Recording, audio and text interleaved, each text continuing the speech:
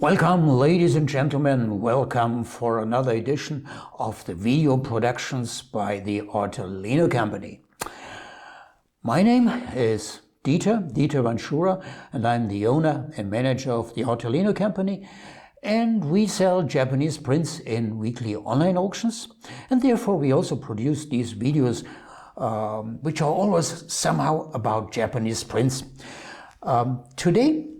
Today's video is, you can say, from the series of Japanese prints for beginners.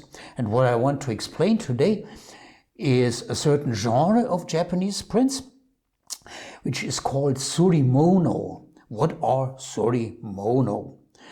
Let's first analyze the word. It's Japanese, of course, and suri is the Japanese word for printed, and mono is the Japanese word for thing. So a printed thing explains it all perfectly. Have some patience. Well, Surimono are, in contrast to normal ukiyo-e, ukiyo-e is practically the same like Japanese prints from the 19th century.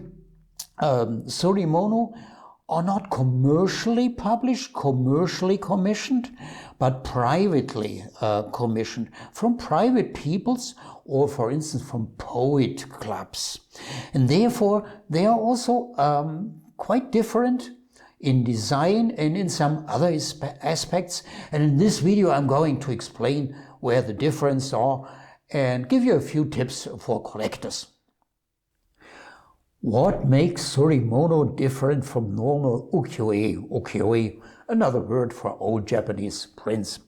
Well, the artists who took a commission for a Surimono, they were not restricted by commercial aspects, but they had to accommodate the wishes of this private commissioner.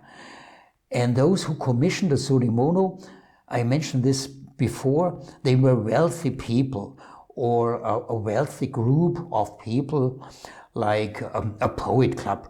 And therefore, Surimono, they are real deluxe products. They always have an abundant use of lavish features like gold and silver pigments, elaborate embossing, and more such luxury features. And for Surimono, only the best paper was used.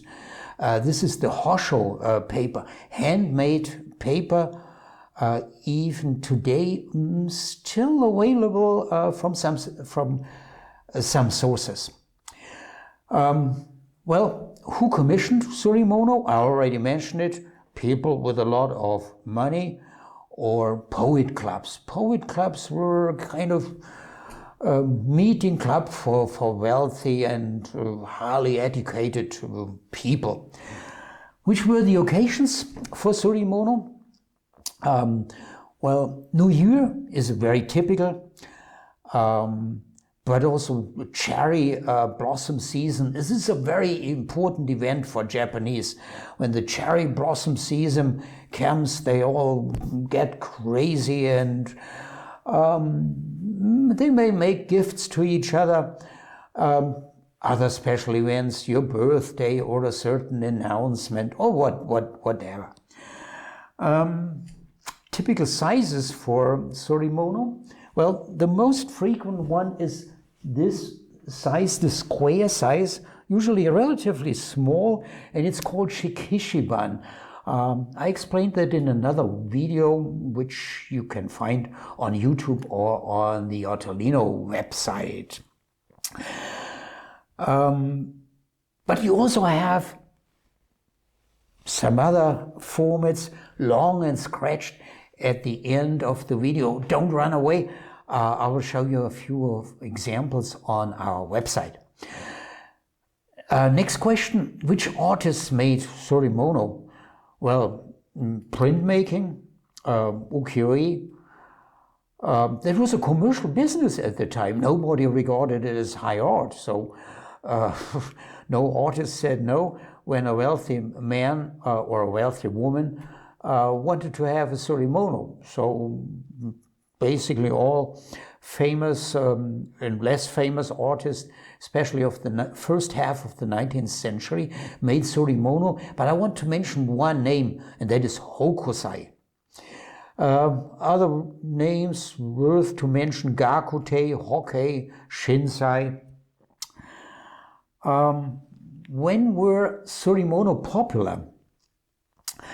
That was roughly so from 1760, when they came into fashion, until the end of the Edo period, which was in 1868. And the heydays of Surimono, you can say, were in the first half of the 19th century. Next question: which themes can be found? Nothing ugly.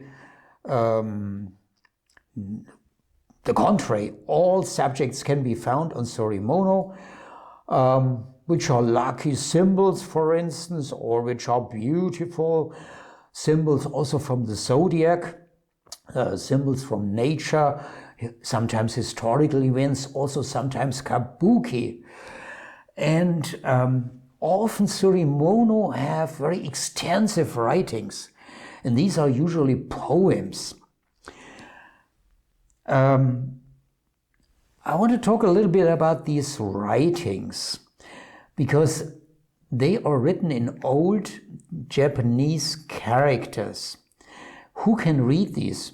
A normal Japanese person of today is not capable of reading an old Japanese text from the first half of the 19th century.